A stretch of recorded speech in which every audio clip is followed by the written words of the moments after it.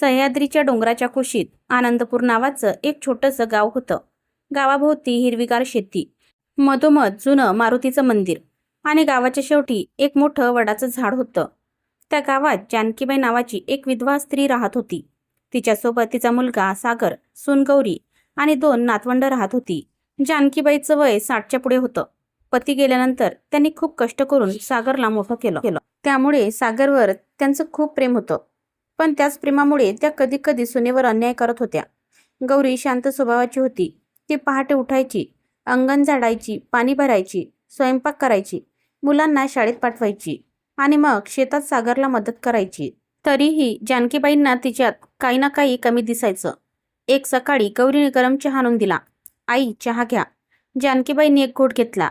किती वेळा सांगितलंय, मला कमी साखरेचा चहा आवडतो. माफ कर आई, आज लक्षात राहिलं नाही. तुझं लक्ष कधी असतं का घरात? गौरीने काही उत्तर दिलं नाही. ती शांतपणे स्वयंपाकघरात गेली. सागरने आईकडे पाहिलं. आई, गौरी दिवसभर काम करते, एवढं बोलू नकोस. जानकीबाई लगेच म्हणाल्या, तुला तर बायकोचं सगळं चांगलं दिसतं. मी तुझ्यासाठी आयुष्यभर कष्ट केले, ते विसरलास? सागर गप्प झाला. गौरीने हे सगळं ऐकलं होतं, पण तिने नेहमीप्रमाणे मनातलं दुःख मनातच ठेवलं. त्या वर्षी गावात खूप कमी पाऊस झाला. शेतातील पिकं वाढू लागली. सागरने कर्ज काढून सोयाबीन आणि कापसाची पेरणी केली होती. पण पाऊस न पडल्यामुळे संपूर्ण पीक धोक्यात आलं. एक दिवस सागर घरी आला, तेव्हा त्याचा चेहरा उतरलेला होता. गौरीने विचारलं, काय झालं? सागरने उत्तर दिलं नाही. जानकीबाई म्हणाल्या, काय झालं रे? सागर खाली बसला. आई, पीक वाचणार नाही. मग? बँकेचं कर्ज आहे, सावकाराचे पैसे आहेत.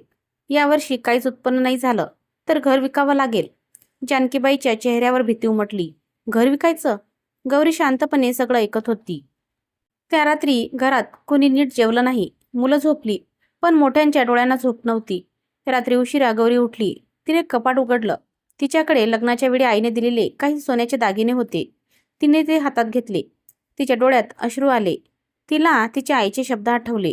बाळ, हे दागिने तुझ्या आयुष्याची आठवण म्हणून ठेव. पण कधी कुटुंबावर मोठं संकट आलं तर त्यांना वस्तू समजू नकोस. घर वाचवण्यासाठी ते उपयोगी पडले तर त्याग समज. गौरीने दुसऱ्या दिवशी ते दागिने विकण्याचा निर्णय घेतला. सकाळी ती शहरात गेली.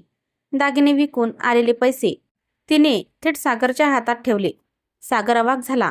हे काय, दागिने विकले? तू वेळी झाली आहेस का? आपलं घर वाचवायचं आहे ना. पण हे तुझ्या आईने दिले होते. गौरी हसली. आईने दागिने दिले होते, पण मला संसार दिला आहे. संसार वाचवण्यासाठी दागिने गेले तरी चालतील. सागरच्या डोळ्यात पाणी आलं. पण हे सगळं जानकीबाईंनी पाहिलं होतं. त्या काहीच बोलल्या नाही. पाऊस आला, पण खूप उशिरा. शेतातील काही पिकं वाचलं. घर विकण्याची वेळ टळली. सागरने गौरीचे दागिने परत मिळवून देण्याचं ठरवलं. पण त्याला अजून एक गोष्ट समजली. गौरीने फक्त दागिनेच विकले नव्हते, तर तिने तिच्या माहेरच्यांकडून पैसे उधार घेतले होते. सागर म्हणाला, तू मला हे का सांगितलं नाहीस? गौरी म्हणाली, कारण तुम्हाला आणखी चिंता नको होती. सागरने तिचे हात हातात घेतले. तू माझी बायको आहेस की देवाने पाठवलेली शक्ती? गौरी हसली. दोन्ही नाही, मी या घरची आहे. जानकीबाई दारातून हे सगळं पाहत होत्या. पहिल्यांदा त्यांच्या मनात सुनेबद्दल आदर निर्माण झाला. काही महिन्यांनी जानकीबाईंची तब्येत अचानक बिघडली. त्यांना रुग्णालयात दाखल करावं लागलं. डॉक्टरांनी सांगितलं, काही दिवस उपचार घ्यावे लागतील.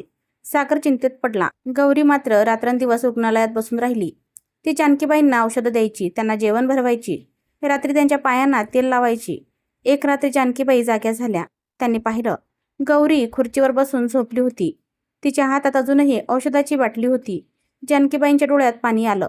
त्यांनी मनात म्हटलं, जिला मी इतकी वर्ष परकी समजत राहिले, ती माझ्यासाठी स्वतःच्या आईसारखी जागते. दुसऱ्या दिवशी जानकीबाईंनी गौरीला जवळ बोलावलं. गौरी, हो आई, मला एक गोष्ट सांग. काय? तू मला इतकं का सांभाळतेस? गौरी हसली. कारण तुम्ही माझी आई आहात.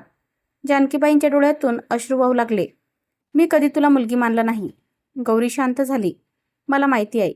मी तुला किती वेळा बोलले. मलाही माहिती आहे. तरी तू मला कधी उत्तर दिलं नाहीस. गौरीने त्यांचा हात धरला. आई, उत्तर दिलं असतं तर घरात 2 माणसं जिंकली असती. शांत राहिली म्हणून घर टिकून राहिले. जानकीबाईच्या डोळ्यातून अश्रू वाहत होते. मला माफ कर. गौरी म्हणाली, आईने मुलीची माफी मागायची नसते. जानकीबाईंनी तिच्या हातावर डोकं ठेवलं आजपासून तू माझी सून नाहीस, गौरीने आश्चर्याने पाहिलं. मग? माझी मुलगी. काही दिवसांनी जानकीबाई घरी परतल्या. गौरीने घराच्या अंगणात त्यांच्यासाठी रांगोळी काढली होती. तुळशीजवळ दिवा लावला होता. जानकीबाई उंबरठ्यावर थांबल्या. त्यांनी गौरीकडे पाहिलं. बाळ. गौरी पुढे आली. जानकीबाईंनी तिला मिठी मारली. मला उशिरा कळलं, पण खूप मोठं सत्य कळलं. काय? घरात सून येते तेव्हा मुलगा गमावत नाही, उलट घरात आणखीन एक मुलगी मिळते. गौरीच्या डोळ्यात अश्रू आले. काही वर्षांनी काळ पुढे गेला. गौरीचा मोठा मुलगा शहरात शिकायला गेला. एक दिवस त्याने आईला फोन केला. आई, मला मोठ्या शहरात नोकरी मिळाली आहे. गौरी आनंदाने रडली. सागर म्हणाला, तुझ्या मेहनतीचं फळ आहे. जानकीबाई म्हणाल्या, नाही, त्याच्या आईच्या संस्काराचं फळ आहे. गौरी हसली. आई, आता तुम्ही माझी स्तुती करू नका. जानकीबाई म्हणाल्या, का? मला लाज वाटते. मुलगी मोठी झाली की आईने तिचं कौतुक करायचं नाही का? गौरी त्यांच्या मांडीवर डोकं ठेवून बसली. अनेक वर्षांनी जानकीबाई खूप वृद्ध झाल्या. एक दिवस त्यांनी गौरीला जवळ बोलावलं. बाळ. अहो आई, माझ्यानंतर हे घर तू सांभाळ. गौरी म्हणाली, असं का बोलता? कारण मला आता जाणवते की माझं आयुष्य पूर्ण झालं आहे. तुम्ही कुठे जाणार नाही. जानकीबाई हसल्या.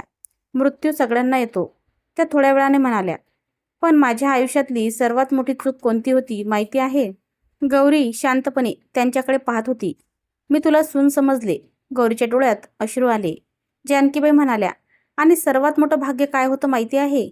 काय? तू माझ्या घरात आलीस. गौरीने त्यांचा हात हातात घेतला. आई, एक वचन दे. काय? उद्या तुझी सून घरात आली तर तिला माझ्यासारखं कधीही परकं समजू नकोस. गौरीने त्यांच्या हातावर डोकं ठेवलं. वचन.